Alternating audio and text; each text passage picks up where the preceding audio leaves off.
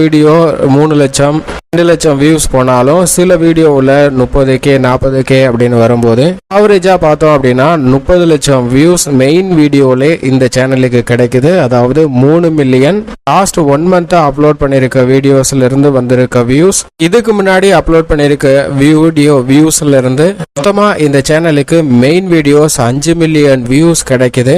Last 1 மந்த்தாக அந்த டோட்டலாக இந்த சேனலுக்கு எவ்வளோ வீடியோ வியூஸ் வந்து போயிருக்கு அப்படின்னு பார்த்தோம்னா 18 மில்லியன் வியூஸ் வந்து ரெண்டு இதையும் சேர்த்து கிடைக்குது. அதாவது மெயின் வீடியோவும் ஷார்ட்டையும் சேர்த்து இதில் மெயின் வீடியோ 5 மில்லியன் அப்படின்னு எடுக்கும்போது ஷார்ட் 13 மில்லியன் வியூஸ் வந்து வந்திருக்கு.